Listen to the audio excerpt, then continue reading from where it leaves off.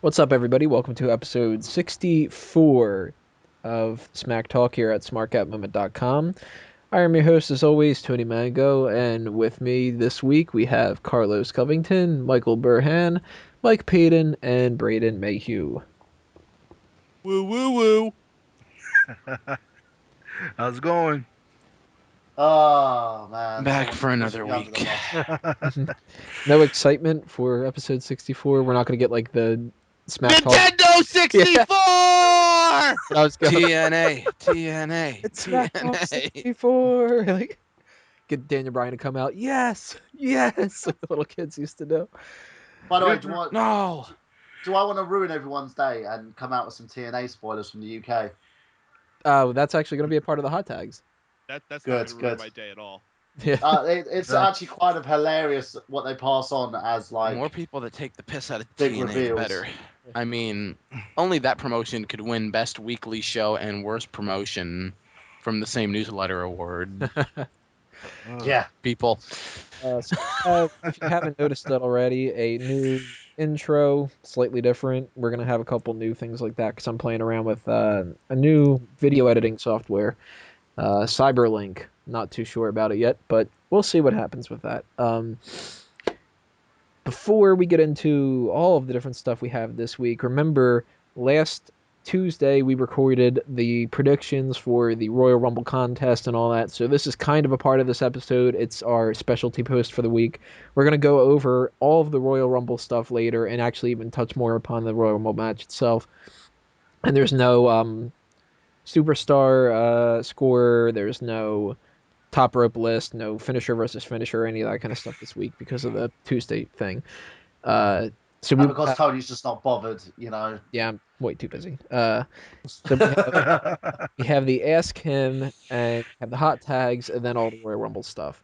So the Ask Him is the segment we're on right now. Who got it right last week? Okay, who got it right and who didn't? Right, we have Satink's finish with a lovely picture of Maurice and her boobs. He said it definitely was John Cena, which is correct.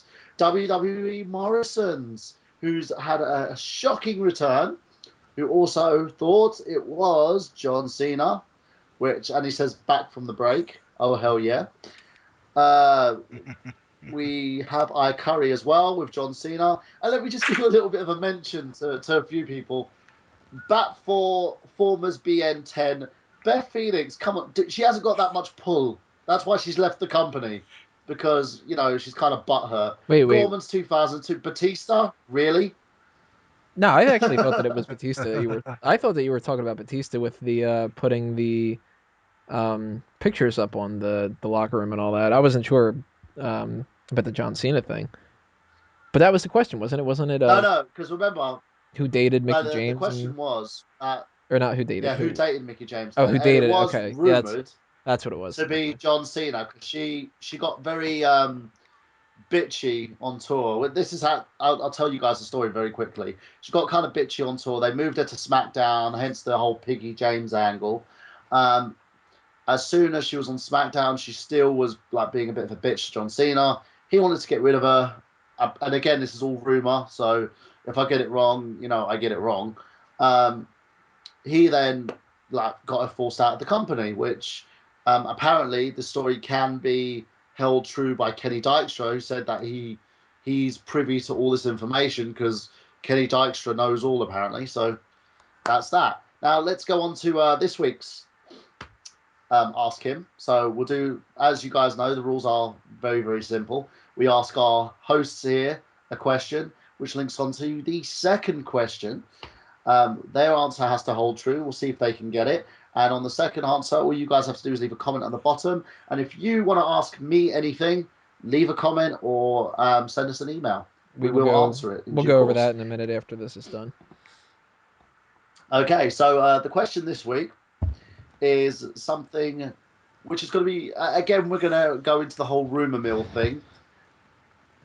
Who is the diva? And she was one of the very first divas in the WWE, and she has been an Ask Him before. who apparently slept with two main event wrestlers in the 90s? Are you talking about Sonny? Correct, Tony. I know my Sonny. Yes, she's been going around saying that she slept with both Brett and Sean, and that one of the reasons why the two of them were going at each other as hard as they were was because they were fighting over her. Because they were both going at it with Yeah, her. yeah. Can't blame them. You know, a threesome could have just solved it very easily. Just saying. And Tony would have been standing there with his camera. I was like 11 at the time. This leads on. I'm like an 8-year-old kid. Tony, I you're never too young to masturbate, Tony. Once you figure out how it Our works. second question for each and every one of you guys out there. She was linked to another wrestler, a female wrestler, who was in the same era as she was, that they had a huge load of disdain. This female wrestler came into the WWE by accident and then left the wrestling business temporarily, and has her former spouse living off every penny she's ever made. Moved back into the wrestling business where she met her second husband, and then left again. Who is part A, who is the woman, and part B, who are the two men? You get extra credit if you can name both guys. I don't mind if you name one of them, but you have to name both. So the woman, who was in the same era as Sunny, and they had a lot of heat, she then returned, where she met her second husband. Her first husband's still living off the royalties of her first run. Who is she, and who are these two men? All right, so guys, let us know what your guesses are in the comments, and that actually brings up that other topic of how we're going to add another little specialty thing, but this is going to be once a month, and we're going to call it the monthly mailbag. It's a different subcategory of the Ask Him, which is a subcategory of the IWC Outreach, which is a subcategory of Smark Out Moment, and that's so on and so forth. This is just fucking Inception, like I said last week.